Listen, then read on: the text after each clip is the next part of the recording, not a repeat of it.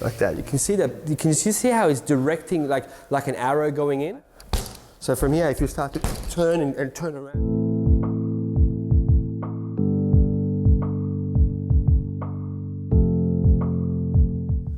A good one to also do, you know, this one we all do.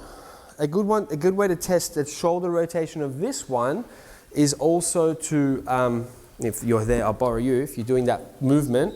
So if you face that way, please, and do this movement.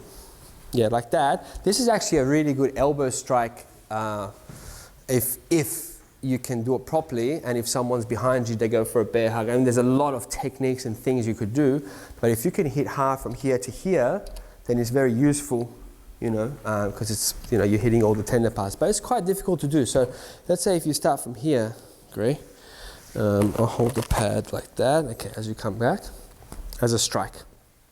Yeah, so it can be quite difficult to develop power from there, because we usually use our Wing Chun stance for forwardness. That's why we tuck our pelvis under.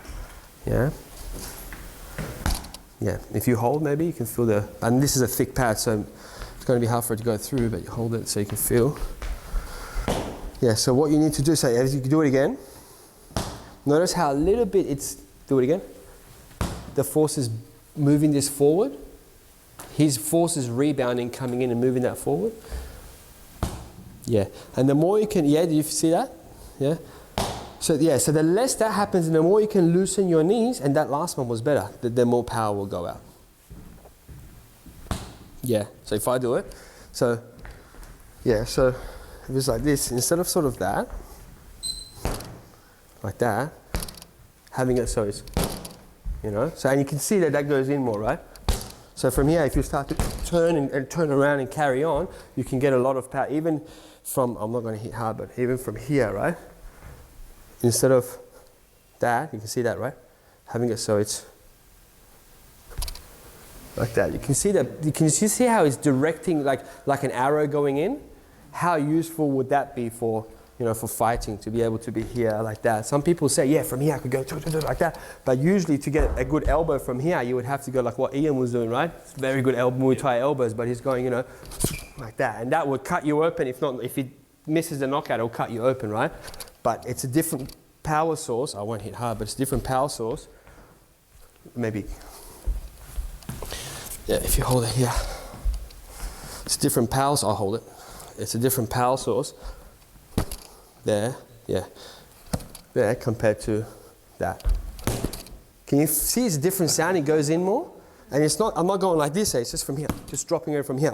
The Bill G one, you can add this one as well, from here, then come back up and. Similar amount of effort, but more like yeah, actually a lot less effort, less effort. To the outside. Right. Like you refine movement and yeah. It's making it more precise. More precise and more mass, you know. So all of these Wing Chun, I mean, Chun say with Siu Nim Tao, never think about a movement being used for a fighting application. So don't think Tan Sao is cultivating power for someone, or Fuk Sao is trying to hold people in, or Bong Sao is trying to live, or this is trying to hit people. No, just for Siu Nim Tao, just think Tai Gong, Sing, open everything, and whatever the movement is, what I just said, you know, that hurl, that focus, going from A to B and retaining that open state, knowing exactly where you're going, relaxing, my mind's in my spine, symmetry in the body, etc. You know, you go like that. But every single movement, everything in Siu Nim Tao can be pressure tested, should be pressure tested, whether it's like that or any movement like these ones, you can actually put a pad behind it and test like that. I think that's good practice for you, sort of give you ideas of what you're locking up and what you're doing in your Siu Nim Tao that you might otherwise not know.